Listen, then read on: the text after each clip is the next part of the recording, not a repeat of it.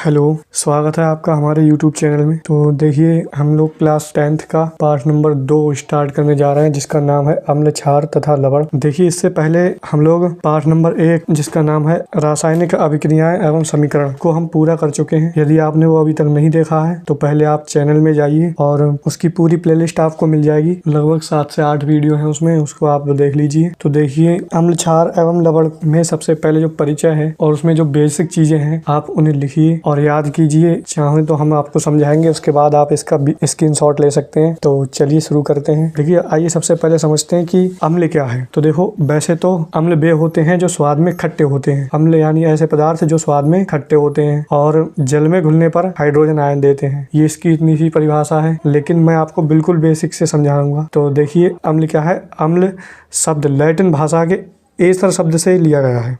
इसका अर्थ है खट्टे स्वाद। एस्टर शब्द का अर्थ है खट्टे स्वाद। एस्टर शब्द क्या है? ये लैटिन भाषा का शब्द है और हिंदी में इसका क्या अर्थ होता है कि खट्टे स्वाद। अब आप देखिए, ये मैंने महत्वपूर्ण बिंदु बना दिए हैं, इनको आप ऐसे ही बिंदु बना के लिखना। सन 1300 ईस्वी में स्पेनिश वैज्ञानिक, इनका नाम क्या था, अर्नेल्डस डी विलानोवा, ने बताया कि अम्लों का स्वाद खट्टा होता है और ये नीले लिटमस पेपर को लाल कर देते हैं।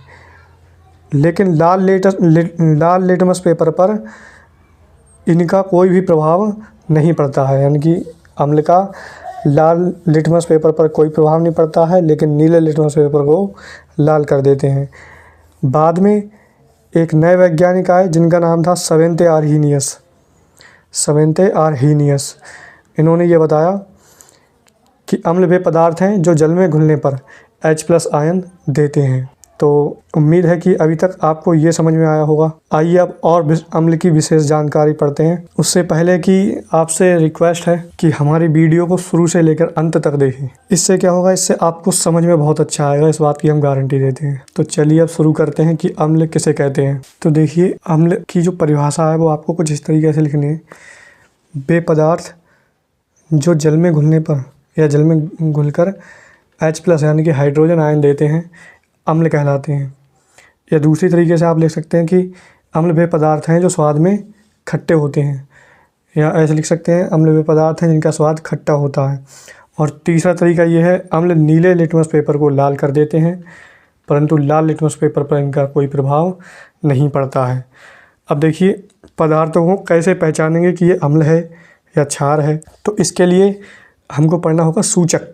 जो सूचक क्या है, तो वे ऐसे पदार्थ होते हैं जो किसी विलयन की प्रकृति बताते हैं। क्या बताते हैं? विलयन की प्रकृति, की वो अम्लीय है या क्षारीय है। तो आइए आप समझते हैं सूचक क्या होते हैं। आप चाहें तो इसका स्क्रीनशॉट ले सकते हैं। तो देखिए, ऐसे रंजक जिनका अम्लीय व क्षारीय माध्यम में प्रभाव अलग अलग होता है सूचक कहलाते हैं। ठीक है, आइए एक एक करके समझते हैं। तो सबसे पहला है लिटमस। तो लिटमस का तो हम आपको बता चुके हैं कि अम्ल में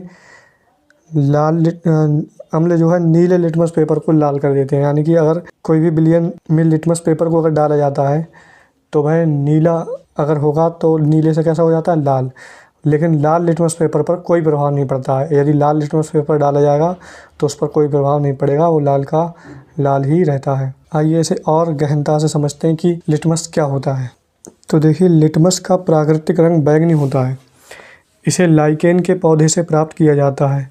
तो लाइकेन का जो पौधा है ये तालाबों में ज़्यादातर शायद मिलता है, तो इसे उसी से प्राप्त किया जाता है और इसका प्राकृतिक रंग कैसा होता है, बैंगनी होता है।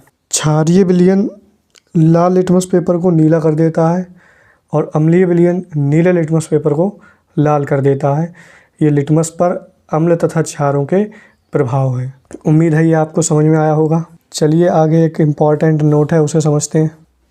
तो देखिए, कुछ अन्य प्राकृतिक पदार्थ जैसे लाल पत्ता गोभी, हल्दी और हाइड्रेंजिया के फूल की पंखुड़ियाँ आदि प्राकृतिक अम्ल क्षार सूचक हैं। इनका प्रयोग अम्ल तथा क्षार के परीक्षण में किया जाता है। तो जब अम्ल और क्षार का परीक्षण किया जाता है तब इनको प्रयोग में लिया जाता है। आगे हम सीखेंगे अब नेक्स्ट पार्ट में कि मेथिल ऑरेंज सूचक क्या है, फिनोल्फ्थेलिन क्या है, इन सभी के बारे में हम बारी बारी से पढ़ेंगे। आज के लिए बस इतना ही। वीडियो में अंत तक बने रहने के लिए आपका धन्यवाद। आपका दिन शुभ हो।